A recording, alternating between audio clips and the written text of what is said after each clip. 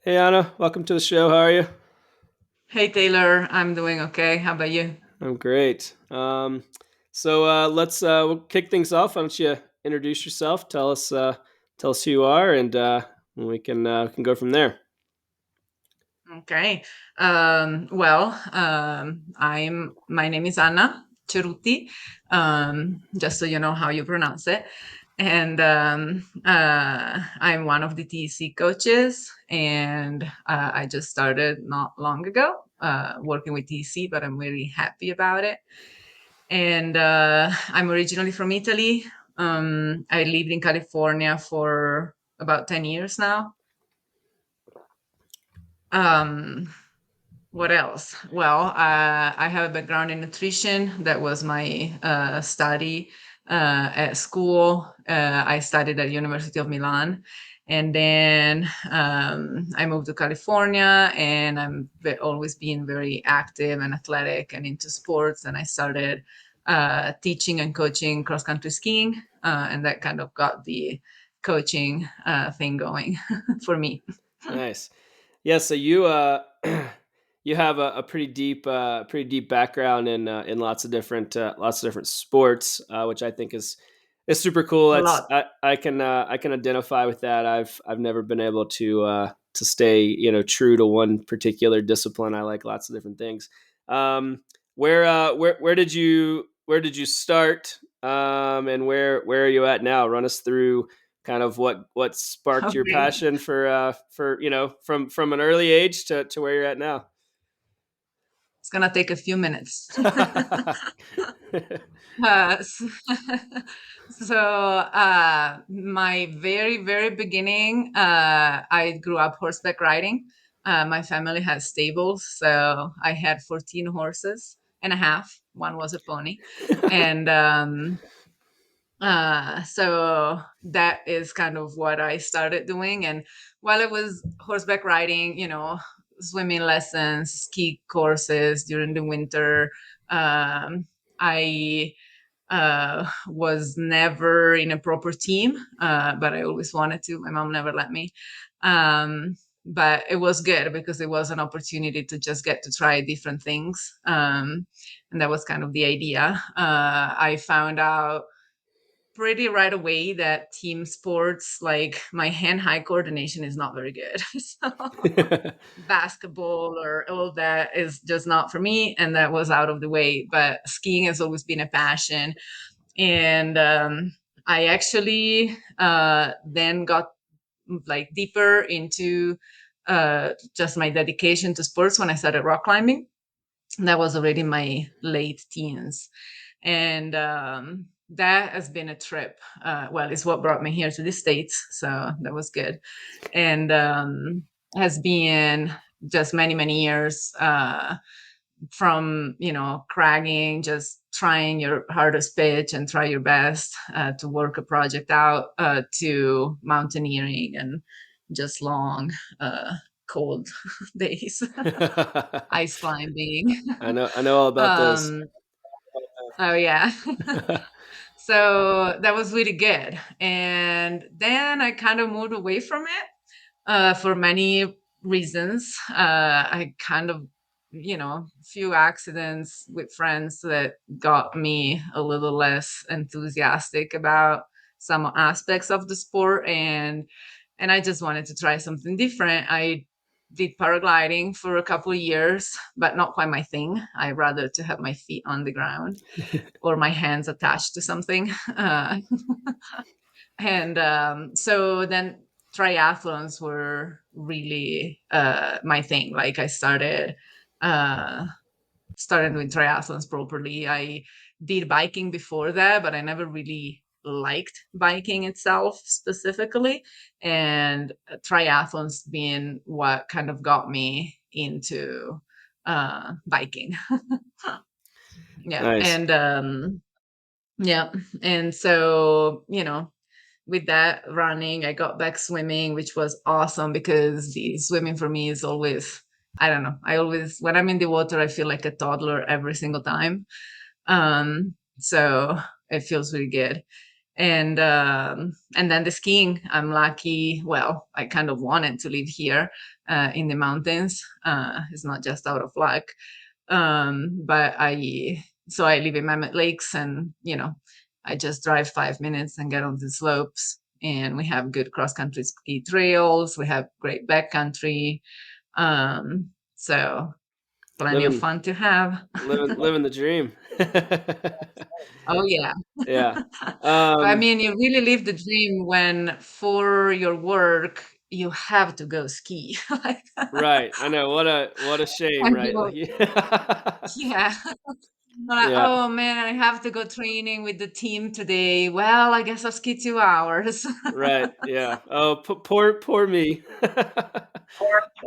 Poor me. Um, Well, poor me in the sense that sometimes it makes it harder to actually train for myself because I get tired of all the things that I get with the right. others. Yeah, that's true. Yeah, I mean, when you put that Yeah, much kind of time and energy and dedication into something, it can be hard to like carve out time for yourself and your own goals. And that's a little definitely bit of a juggle.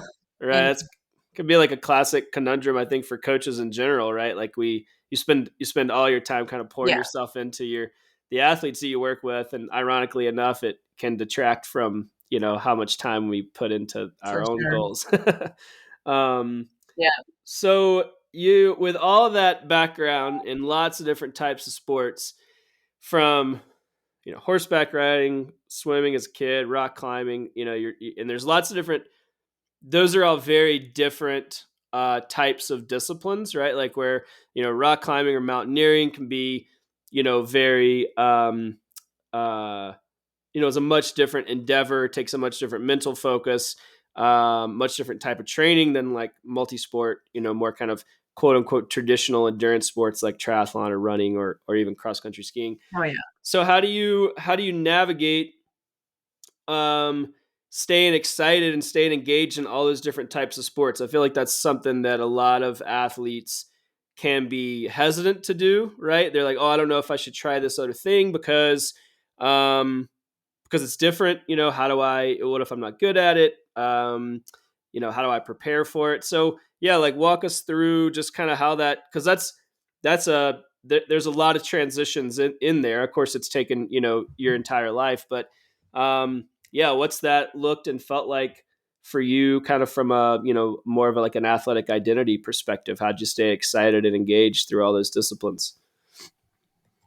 Yeah, that's a very good question. You I think there's many factors, and some are very personal and some come from the environment, right? Um we but I always want to focus on the ones that come from inside, right? I think about the environment ones when I am working with my athletes and I'm providing those environment factors to them. Right, right, But they have to do their own part, and I have to do my own part as an athlete myself for that. And it definitely is difficult, right? Because we tend to identify a lot with what we do. And so, you know, what do you do? Oh, I do triathlons. Oh, I rock climb. And there are very different things to see yourself as, and just that create your own identity and how you see people seeing you. So it's definitely something that is not easy, and there is always some up and downs. But I think that in general, for me personally, has always been that.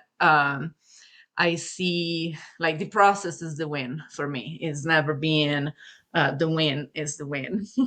right. So being like the process as the win, yes, they're different sports, but they're all like movement and strength and personal, pushing your personal limits. That's like a commune factor across them all. And so I don't see that much difference, like psychologically for me to get into them. So that's always been something. And there's a lot to say to gain that you learn from one sport that you can then translate to another. That if you were just doing something specific, you're not necessarily seeing other aspects or other techniques that you're getting from something else. And yeah, they talk about the athletic, the athlete, yeah, the athletic identity is just. Um, so my thing is this: we have many identities, right? Like if I ask you, Taylor, what do you do? What do you say first? What comes to mind? Yeah, that's a good question. It probably depends on the day and the scenario, you know. I think, and you brought up a good question. Like it kind of depends on, or what I started thinking about was like, it kind of depends on who you're around, right? Like you build your social circles and groups of friends and peers around so often, like as an athlete, you're like, oh, I'm going to go hang out with my skier friends, or I'm going to go hang out with my rock climbing friends, or my running friends, Mhm. and so if when you're in those circles you're gonna answer based on like who you're around, right? Like if you're like, oh, what do you do? You're like, oh, you know, if I'm with my like trail running friends, I'm like, oh, I'm a trail runner, you know, and I coach athletes, and I, you know, but if I'm you know talking to you know business partners or something, I'm somebody else, right? I might lead with a different identity that's not necessarily athletic. It might be more you know entrepreneur based or something like that. So yeah, it's I think it's a great point. Like we get really stuck in like being this one thing, and we're probably lots of different things depending on the circumstances and Yeah, what and we're you doing use and who we're the around. right definition, because when we talk, like if you go in, studies, that there are people that study this, right? Because it's a big factor for athletics and sports and success. So as coaches, we want to be aware of all these aspects, and it's something that is fascinating. So I've always been kind of curious about reading things about it. And the athletic identity is one of our identities, but everyone is many more things, right? I'm a daughter, I'm a partner, I'm a friend, I'm a coach, I'm an athlete, right? So the way that these identities kind of work together in your head plays a role on how much you're gonna see yourself, or how hard it's gonna be to do a transition, and the same thing, if you think about it, it happens with work, right? I mean, I worked as a dietitian when I was in Italy, right? And now I'm working as a coach. So that too is very different, right? I mean, work environment, what do you do? Oh, I'm a dietitian. And now I still am a dietitian because that knowledge doesn't go away, right? And I use it routinely for my coaching too. It happens to work out that I still need it.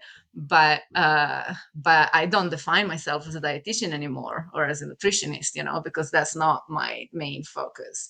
Right. So it's kind of the same thing, the approach on how we merge these identities together really has a big impact on how we deal with these transitions and changes. And so to kind of widen it up a little more, another aspect that really impacts the way that an athlete kind of interacts with its sport, besides the degree of which it like on how much he or her or she had identify herself or himself with the sport, is also the satisfaction that an athlete gets from the sport, right? Because like if you're, let's say that you're a multi-sport athlete, you're a triathlete, right? You swim, you run, and you bike. Well, I have a lot of clients that, not a lot, but some clients, sometimes it's funny. Oh, I'm a runner, but they're training for a triathlon, because they really don't like swimming. They're doing it just because they want to do triathlons too, right? So you see kind of the conundrum there. One wants to do something, but you don't identify yourself as that. Or the other thing that I see a lot, and I don't know if that happens to you too, but it definitely happens to me when I'm talking to clients or potential clients, the first few contacts, and I refer to them as athletes. And they all go, oh, well, but I'm not an athlete. And I'm like, well, if you're not an athlete, why are you looking for a coach? Right. Yeah, what do you think it Right? is? Like, well, yeah, like why yeah, that's something that I think a ton about because I think that the definition for an athlete, can stand in general to be broadened. We run into that a lot, right, in this industry and as Yeah. coaches. What do you? So what's your definition of an athlete? Maybe we start there, like because I think that probably that Well, dictates like if you, yeah, I mean, our shirt says it, right? Right here. Right, yeah. That was our attempt to capture a broader, to start to get that conversation started at least. Right. Yeah. Totally. No, and I totally agree. Like he just says, anyone dedicated to moving their body. And that's a really broad definition, but I agree. Like, I think that the first thing that you have to look at is uh, some people think of athletes and look at professionals, but you can be an amateur and still be an athlete, right? That's not our job, but I'm still dedicated to what I'm doing. So then you are, and it doesn't even depend on if you train one times a week or 5 days a week. Like that doesn't matter. It's like what how you identify yourself, right? So how much you identify with what you're doing. And the so in all the studies about athletic identity and the impact on success for athletes and just the ability of continuing into sports, they divided the athletic identity into three factors, and one they call social identity. The other they call negative affectivity, and the third one is exclusivity. So social identity is how we see ourselves and how we see ourselves as many things that we are, and as athletes, because we're talking about athletic identity, but also how we see ourselves in others' eyes. So it's not how others see us, but what we think that others think of us. And that's kind of comes back to what you were talking, right? I'm with my runners friends, I'm a runner because they see me as a runner. Right. I'm with my coaches friends, I'm a coach. I'm with my biking group, I'm a biker. Right? Right, yeah. So that plays in that way. And the social identity is really positive into creating your athletic identity, right? Because we need to see ourselves as athlete. We need to want it, right? And that's kind of where everything starts. The negative affectivity is a different concept and is a little maybe complicated to grasp, but it's a positive concept. And the concept is the fact that, like, is how much one's worries about like poor performance or not be able to fulfill uh, his uh, uh, his goals as an athlete. And you can see it as negative, but it really is positive. It can be positive in the sense that I worry about not being able to fulfill my athletic role, so I fear injuring, so I don't go going crazy in something, or sometimes I hold it back a little, right? It is positive in the sense that it still contributes to our overall success in sport, right? We need a little bit of that. The exclusivity on the other hand, it's very negative. So if if you want to see ourselves as, oh, I'm a triathlete, and you just see that, but then that you're not gonna make a podium, or you're not, you're not going to the Olympics. Like I'm not going to the Olympics, right? So then you kind of don't see yourself as an athlete, like your athletic identity kind of drops, right? That kind of brings you away. And also, when you're talking about exclusivity, is really where we can is where the burnout comes from, right? If we are training too much, is we're focusing too much attention. We can even not be training too much and still get burnout, because in that time, our focus is more exclusive for some reason, and it gets like too much. At some point, it's too much. So that is definitely a negative, right? We react negatively to injuries or which, I mean, an injury is not a good thing anytime, but it can also be a chance to work on something different that we still need, right? So we can get positive out of that too. Our work or school, or they resent of that, because if we're too focused on one thing, the rest kind of suffers. And then the big one, which is one that I always struggle with my young athletes above all, but adults have that too, is the ego. Right. The big word. Right? Yeah, It's only three letters, but it's huge. exactly. Yeah, how do we Yeah. how do you, man, there's so many great uh things to unpack in those, few points.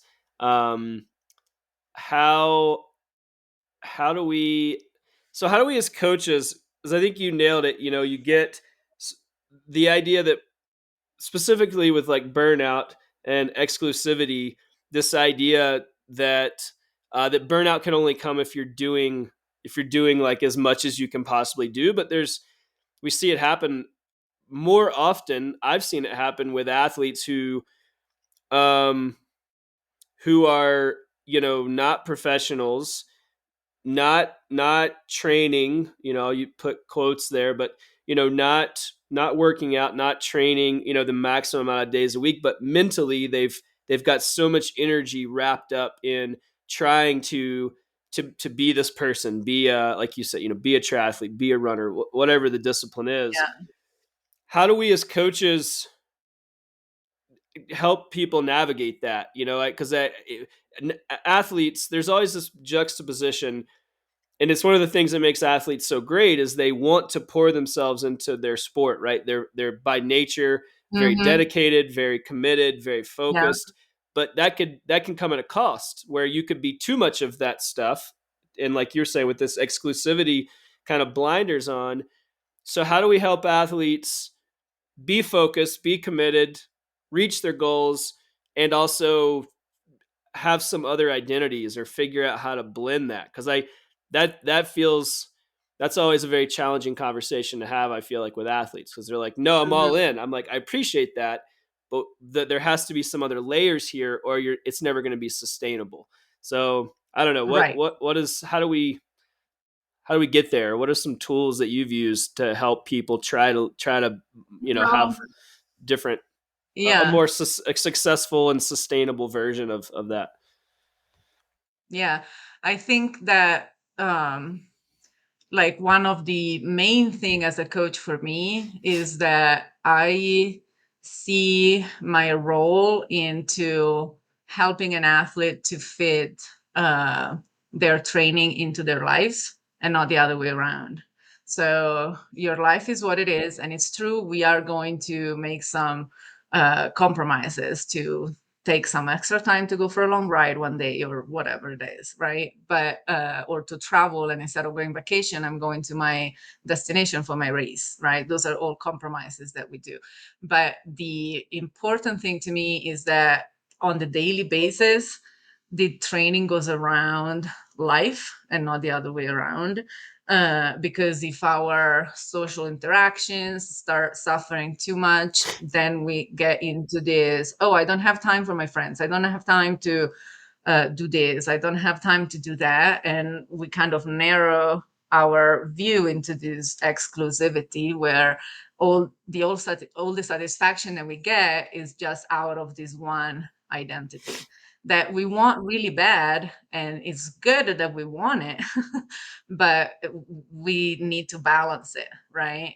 And even Olympians need to balance it. Even if they're training for the Olympics, of course the compromises that they make are different than the compromises that I make. But um but they still need balance, because no one can just live out of one single identity. They're still, you're training for the Olympics, great. You're still a husband or a wife, a father, a son, a daughter, a mother, maybe they don't have another job identity because that's their job, but you still are other things, right? So those cannot be excluded entirely. You need to find a balance. So, like to answer your question, the work that I try to do is to set realistic expectations for once. Like I always tend to start kind of slowing the athlete down, and then we can pick it up as we see what we can manage. But um like, oh yeah, I can train 6 days a week. Well, okay, I give you five.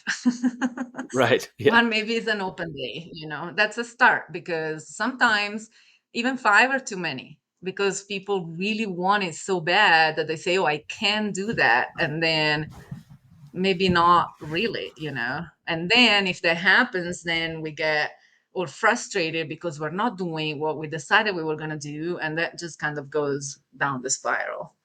Yeah. uh, Yeah. I've always said, specific to coaching, a coach's job is really to pull back on the reins, right? It's our job to yeah, understand how to help that athlete control their commitment, or temper that excitement over the course of their lifetime, right? Like if totally. you pour it all in out of the gate, then you might not have much left to give, several years from now, or a decade from now, or whatever. Yeah, And um, yeah.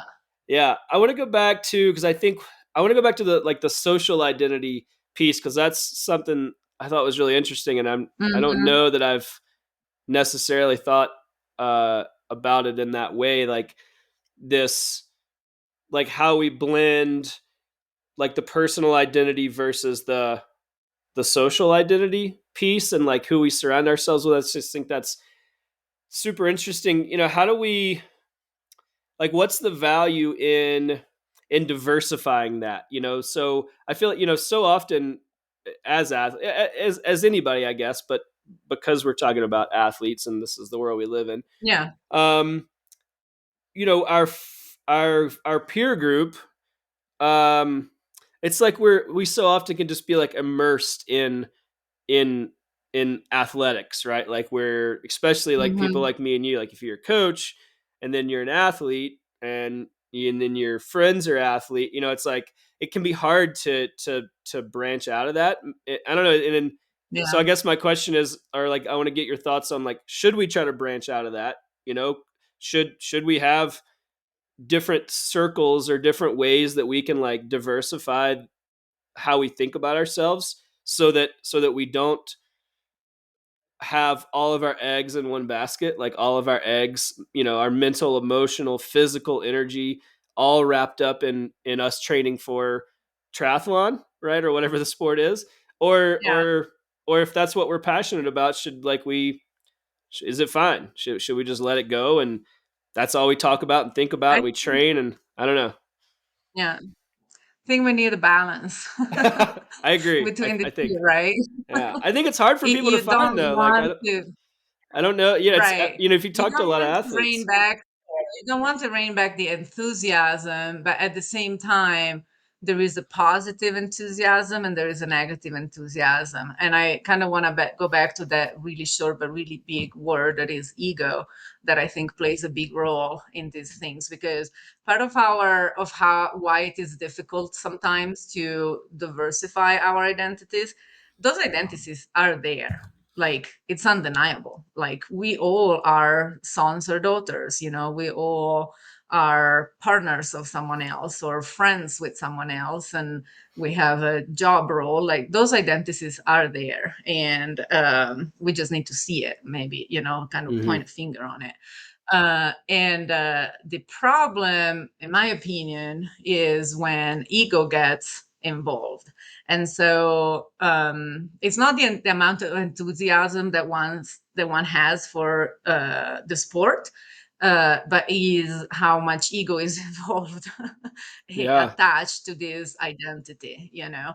And that's really worth for the social identities too, you know. Like, if my ego plays a role in the relationship with my family, I probably wouldn't speak to any of them. None of us probably would. Right. Yeah. Right? Yeah. Because everything is a compromise. We probably will have really, really few friends and probably not even many acquaintances because we will get frustrated with too many people, you know. So that's really what I try to fight with my athletes. A little bit of ego is important because it gives us a little extra drive, right? But it has to be healthy. And if this ego starts to drive your decisions, is just like is your motivator, then you're going to miss out. Because, you know, you can think it both as a team sports or an individual sport. And I think of this, like, what I'm thinking right now is really like cross country skiing and with my Nordic team. And they're young athletes, and so they're in their shaping phase, right? This is going to be really important for how they will behave in the future about sports and about social life. And Nordic skiing, cross country skiing, is an individual sport, right? You go, I mean, you can do relays, but for the most part, you go and you race, right? It's like triathlons. But then we train together. We have a team, we train together on a daily basis. When we have races, we travel together. Now, if the athlete ego is too big, then you want to see only your own success, right? You're focused on your own success and you don't see what others are doing, the hard job that they're hard work that they're putting into their workouts, and you're not happy for them because you're just focused on what you did today. Well, that kind of makes you miss out in a lot of your social, because those other athletes are not going to want to pump you up as much when comes your turn, you know, to be stimulated, because you never do it with them. And he kind of like creates a detachment, and that detachment is going to happen, like you're going to bring it all the way to your races, you know. That behavior, you're not going to drop it when you need it. It's there. And when that behavior ends up all the way into a race, well, then that's really bad, because for me, in my opinion, because because there is no better way to race and be there and be excited for what everyone is doing, and still wanting to do my best, but being happy for the best that the others are putting in. And if I'm there just thinking about myself and not about the others, then you get in those mental loops that is like, oh, I need to catch that guy. I decided that I want to beat him. And he took off and he is half a mile ahead of me and I have to go get him. Well, to do that, if you play into your ego, you're gonna go out way too fast, like he did before. And if you played your game, maybe he would give up halfway to the race because he bonks and you're gonna pass him, you know? So ego is not good. Yeah. Yeah, I mean, that is so much of what, by nature, so much of endurance sports is so individual. And so like you said, you have to be in your own head to some degree, because that's what, delivers that motivation and that drive to do the work you need to do and to show up and stay consistent and stay dedicated. But it has to be for the right reasons. I feel like that's where the ego piece, like, and I've seen it with athletes, and certainly with my own self, right? I think we all battle with this to some degree, is like, Oh yeah. you can like see that shift. You're like, I think I showed up for the wrong reasons, right? Or I think I'm doing this not because I really Mhm. want to, but Yeah. because my ego's in the way. And that goes back to like the satisfaction you were talking about, like that's, Hmm. so how how do we find that balance? To me, it feels like a balance between like ego and satisfaction, right? Like we need just enough ego to get us kind of moving or keep us excited or keep us engaged. But there is a tipping point where if it's too much ego, then you're not you're not doing it for the right reasons. You're not doing it because it brings satisfaction. You're doing it because of your ego. So I don't know, like, have you struggled with that, or your athletes, and how do you find that balance? Because it feels kind of Uh, precarious. I did maybe more as a kid, and eventually I like my strategy, self-made, no coach involved, has just become to be the best cheerleader of everyone else on the field. And that pumping others up eventually pumps me up. And that's kind of how you see that like applying in life in general. You don't want to be sad for success of someone else, and you want everyone to do their best and be their best. And if you just have that attitude and that motivation for others, it kind of falls back to you. And Right. so like if you see me on a triathlon, usually when I get to the run, I'm just tired, and I'm the one that is yelling at everyone, "Good job, go right like that, looking good, looking strong." Good, Like good people for look you. at me like, "How do you have the air to do that?" No, I uh, really don't, and that's why I need to do it. right. That's good for you. Yeah, I mean, if we could all be more like that, I try, but yeah, realistically, I'd like to be more like that person. Um, but what's I don't know, it's very selfish to a point. Oh yeah. well, Like sometimes I feel bad because I feel like everyone is like, "Oh wow, this girl is like so awesome. She's cheering everyone up." And I'm like, "Oh my gosh, if I'm not doing this, I'm gonna die." well, that's good. So that's the balance, right? That's the ego piece, like with the satisfaction. Like you're doing a good job of Yeah, right. finding your own route to that balance. Um, what Totally. I mean, Yeah. so it's again, I think the satisfaction piece is so important. So I want to lead into it a little more because I think as a coach, my biggest concern is that the execution, towards an athlete's full potential is something that brings them joy, brings them satisfaction, it adds value to their life. Like that's why I've Yeah. continued to stay engaged in endurance sports, is because it's something that I can't Yeah. imagine not having as part of my life. But so we talked about satisfaction and ego. Like, what role does the how do we what does that look like if we look at it in relation to athletic identity? So to kind of bring it full circle to where we Yeah. started, how do we get that athletic identity piece and the satisfaction piece in the same pie or whatever? Uh, I feel like we need to define satisfaction. Yeah, great. I do too. I'd love to. Yeah, I mean, Um, I want you to tell me because what what I'm what still do trying you to figure it out. Okay. That would be fun. Well, um, yeah, how do you what do you think about satisfaction? What do you see? Yeah. That's a great question. I should have Can be known. just a feeling. Yeah. I mean, for me, satisfaction is, when I think about satisfaction, it's something that's intrinsic, right? So, like, if I feel satisfied or if something's bringing me satisfaction, it's this kind of like pure joy, right? That it's Mhm. it's coming from a place that's like purely internal.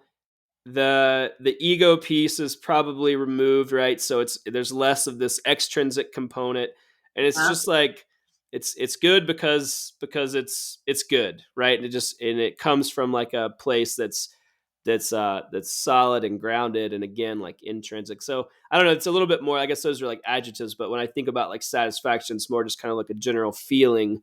um yeah, yeah, I don't totally. know, is that good? Did I fail? Yeah, no, no, absolutely not. Satisfaction is also very personal, right? So Right. everyone kind of takes something from different parts, and it's always interesting to see. Like I'm sure that you do you ask this question to your athletes in one form or another. Maybe it's more in the form of you're more process or outcome oriented, right? That is kind of, you're asking where they draw satisfaction from, right? So Right. so that we know how to approach that athlete. So like, if you want to think about satisfaction as is like it comes from, is a mix of met and unmet expectations, right? And the value that we place to begin with on those expectations, right?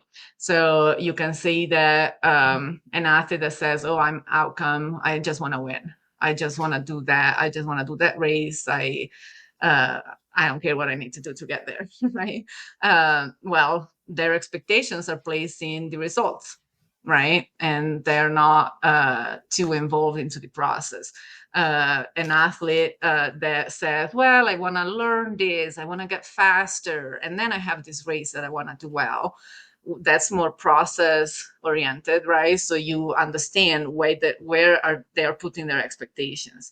And so our job as coaches is kind of help them meet their expectations, and also is important to understand the value that they place in each expectation, because they might say that they want to do this, but they say that they want to do that too, and one of the two is higher on their scale, on everyone's scale, right? So then as a coach, we need to understand that, because you kind of want to place more higher bet in the higher valued expectation, right? Right. Like Right. focus more on that, and of course in everything, but sometimes you have to choose.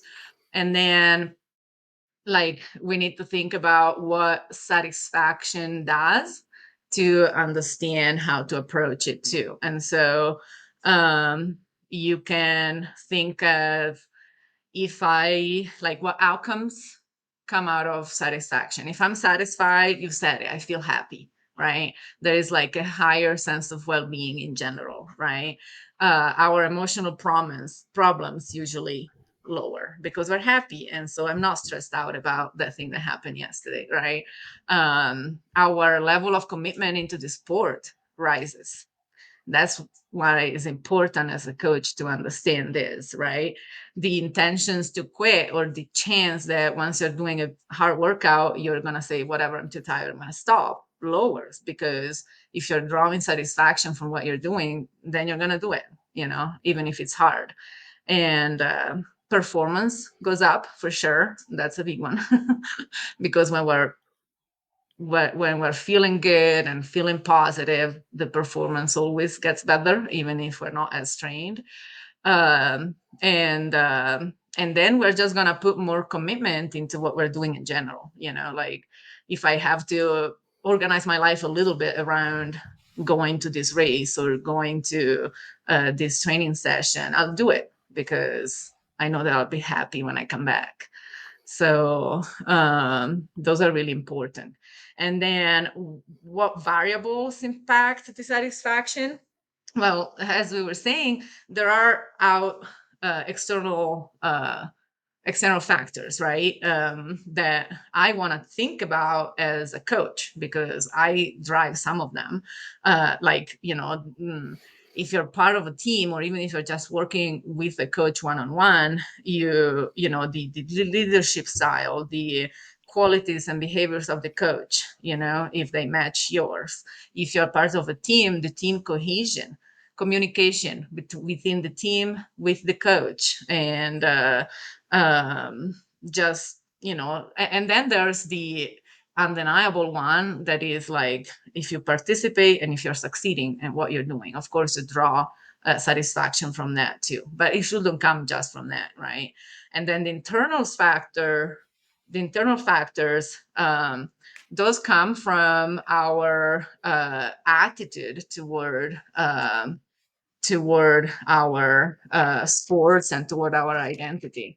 So that's kind of where that exclusivity and social identity and negative affectivity come in place, because those are the ones that help us driving our athletic satisfaction eventually. Yeah.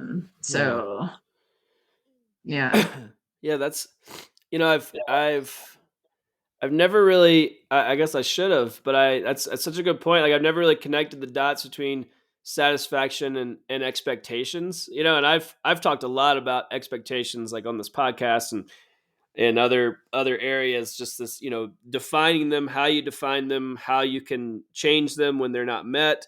Um and that's such a good point that if we want to understand what brings us satisfaction, it really has to start with, well, what are our expectations, right? And if those are Yeah, or aren't met, that's going to leave us feeling more or less satisfied with every yeah. aspect of our sport, like you said, like the training, the performance. Um, do we, like, as coaches, do what role do we play in helping athletes define those expectations? Because athletes, like, they come to the table with expectations, right? They're like, I want to, like you said, like, I want to get faster. Maybe there's some process stuff in there. There's some outcome based goals in there. There's a mix, or depending on the individual and their identity. So how do we, do we just take those expectations and help them meet them, or do we play a role in helping mold those expectations so that the athlete is, maybe could be more successful or more satisfied, would probably be the best way to describe that.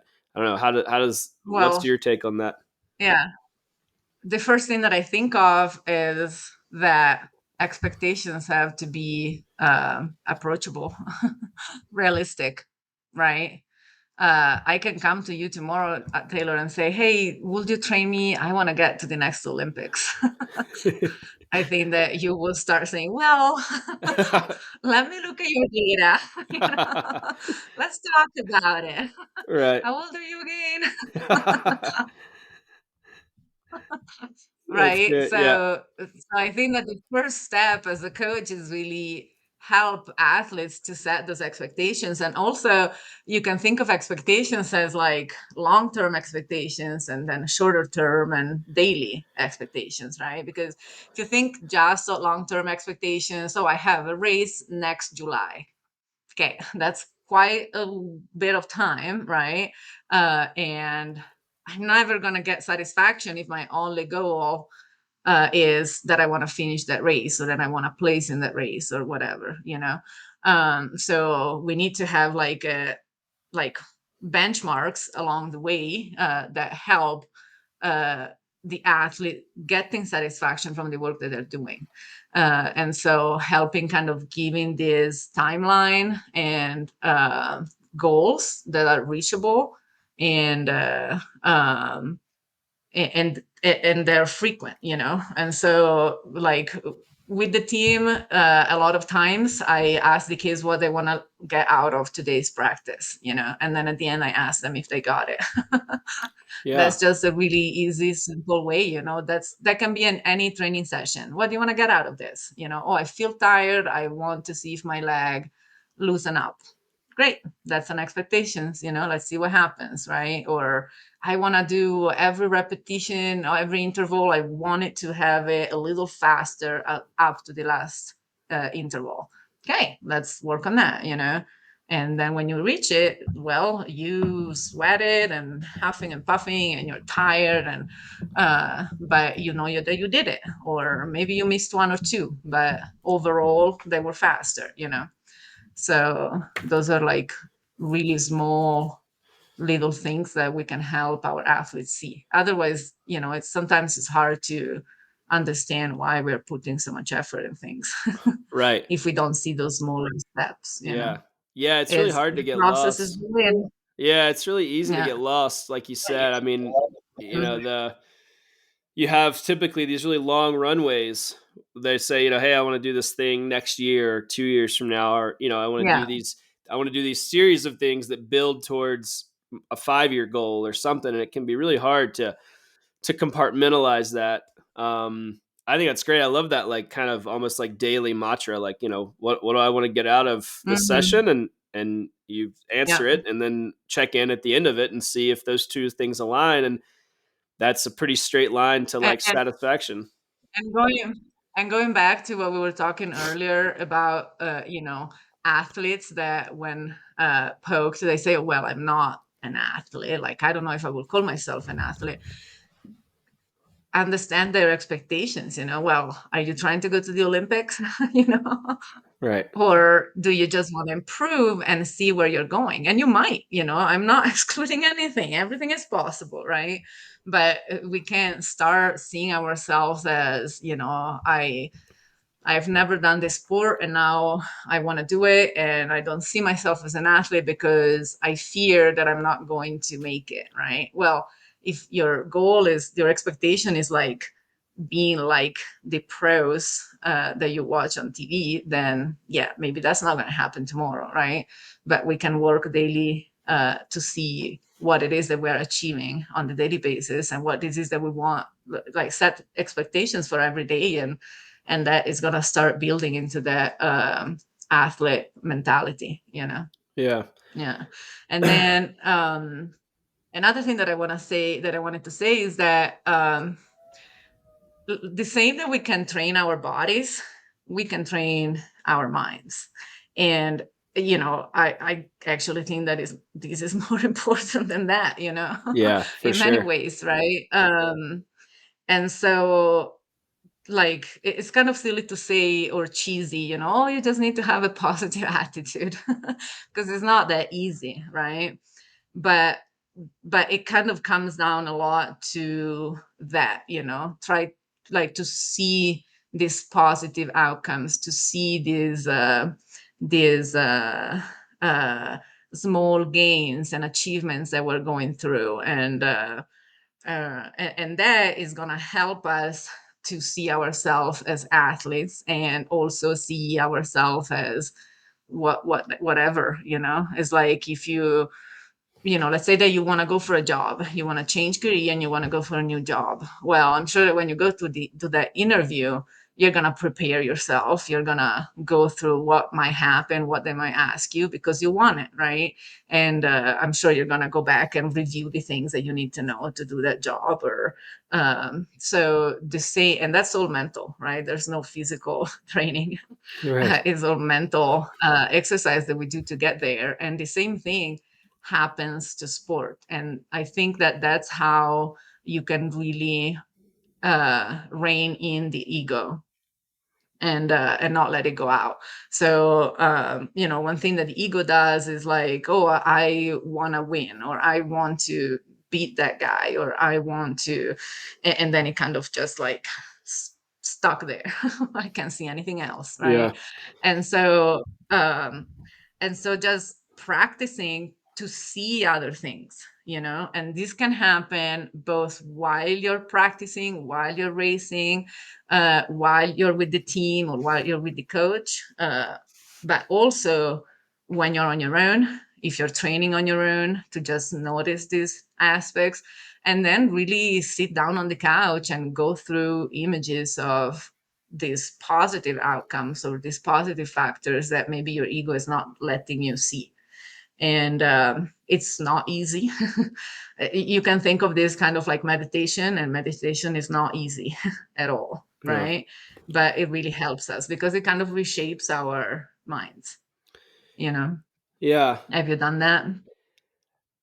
Yeah, I mean, it's something I really struggle with, that I have tried I mean, I still try to, kind of imagery and visualization, and to kind of put myself, imagine the outcomes you want to have, or imagine the headspace. I've thought of, like, when I used to race a lot, I would try to imagine, like, the different scenarios that might happen during that race, and then how I would respond to them, so that if and when Hmm. they happened, I wasn't surprised, right? I would say, okay, if I get a flat tire, um, this is what I'm going to do, right? And I'm not going to let it derail me. If or if somebody passes me, this is how I'm going to respond, and this is how I'm going to breathe, and this. So, yeah, it is like you said, it's hard. It's challenging, because it's hard to imagine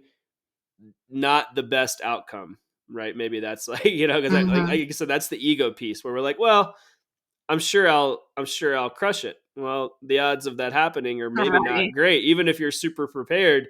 Who knows? Yeah, I don't know. I know you've done a lot of work in the visualization space. Like, how do we how can we use that to help us, get at some of these ego pieces, your satisfaction? I mean, I think there's a lot that can like ultimately play into. So how's that worked for you, or how do you use that visualization piece?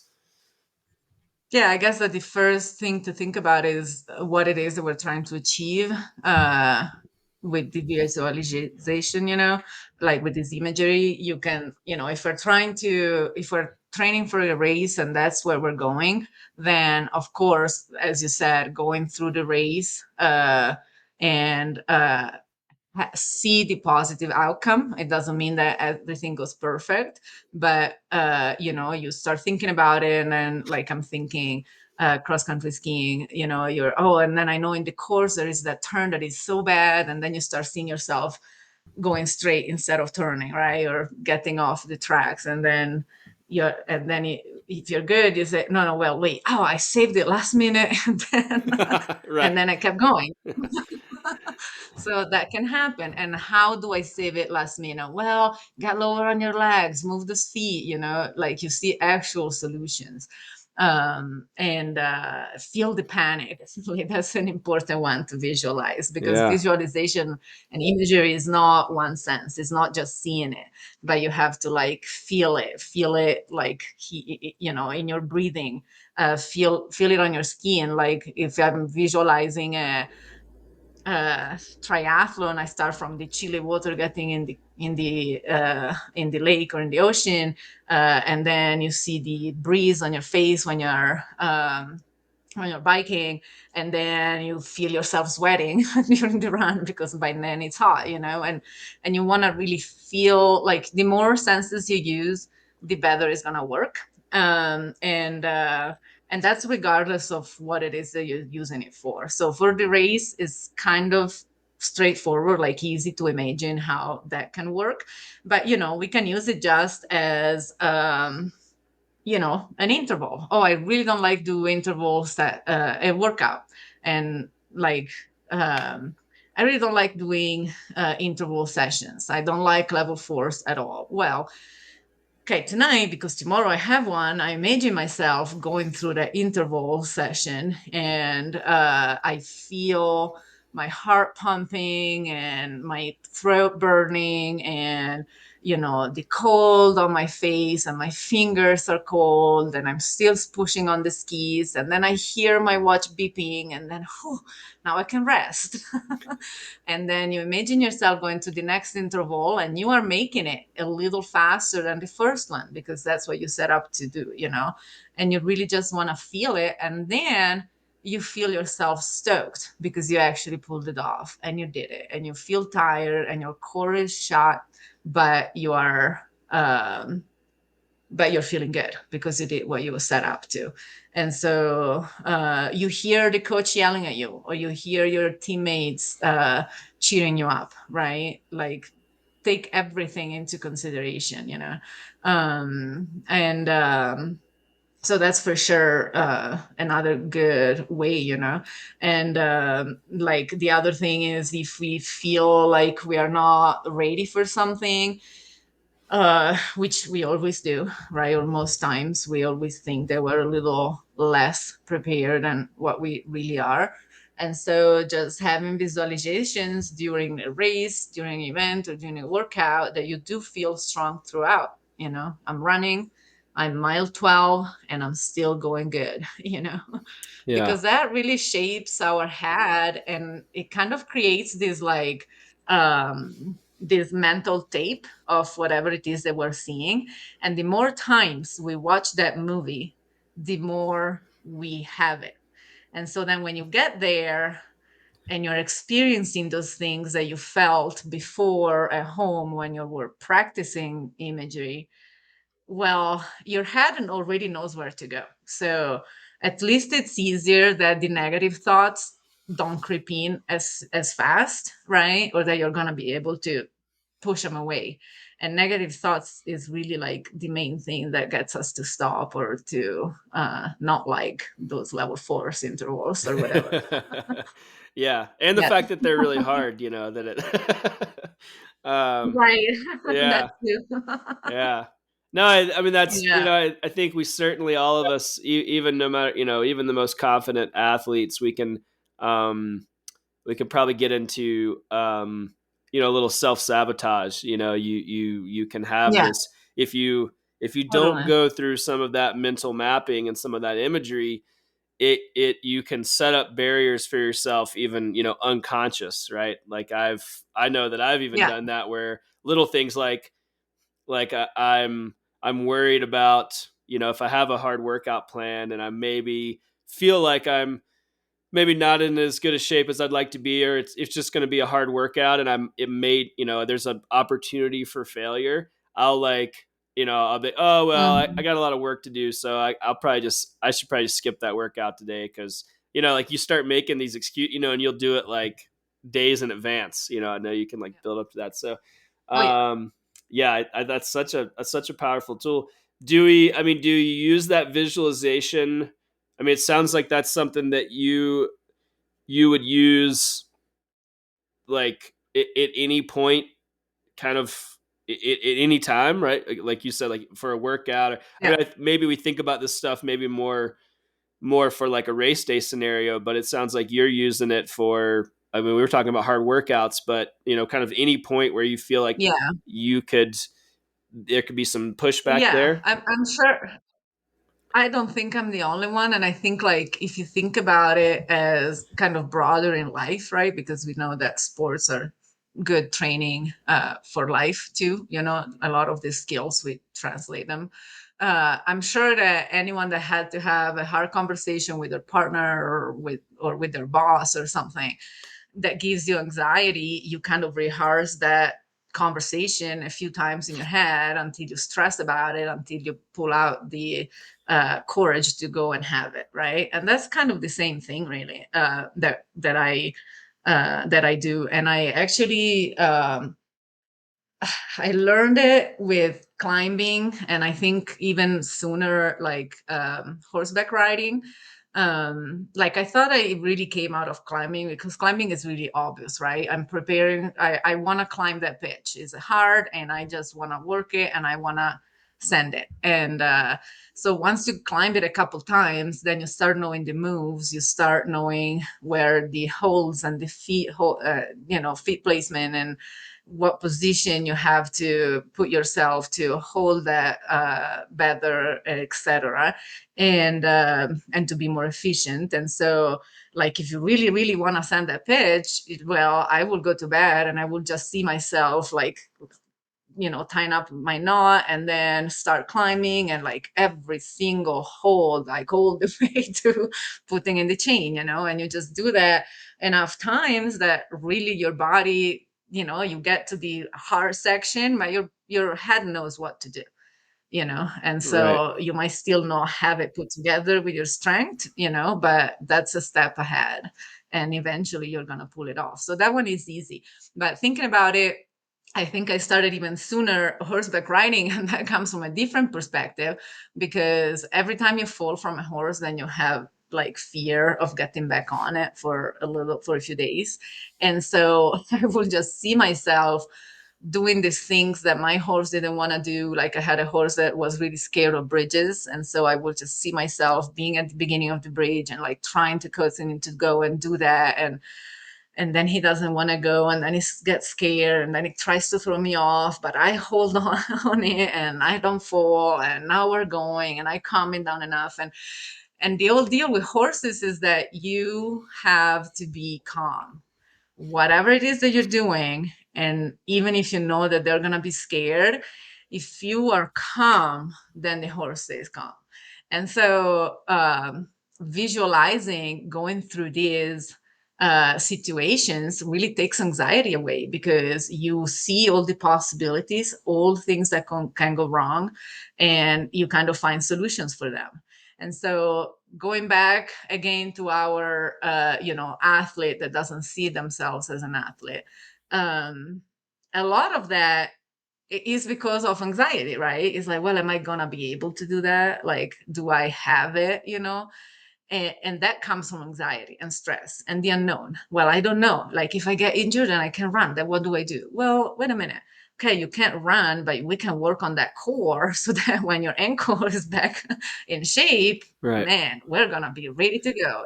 Like, Yeah. so you just take anxieties away from things. And injury is another example. Like, I broke an arm a couple years ago, well, last year, and that impacted my training, but I made the most out of it. And yes, an arm is not a leg, but it's easier to do things. Yeah. Like, I will ski with one pole, but still, like, just seeing yourself solving problems takes stress away. So I was in the hospital with my arm, and I needed surgery, and I was stressing out, like, oh my gosh, what am I gonna do? I'm not going to be able to do this and that. But then, okay, well, think about it. What am I going to do next week? They said that they're not going to put me in a cast. So maybe I can jog, because an arm, you don't need that. And then, well, I can do core. Nothing impedes me to do core. And I know that I need to work on that. So yeah, I can do that. And then, and all seeing these things happening in your head is like, okay, I can do this. Yeah. I'm fine. I have to do it regardless, but I know that I can too. Right.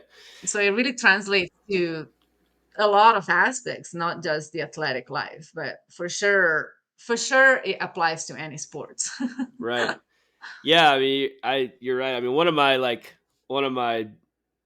kind of biggest passions is this idea that being an athlete helps you reach your goals in other areas of your life. And so, I mean, it's exactly what you're saying. Like, these skill sets help you navigate just things that we run into in life, right? Whether it's a broken arm, or an injury related to sport, or whether it's a job interview, or whatever. It's these coping skills, and these coping mechanisms, and these tools that we use to bolster our confidence.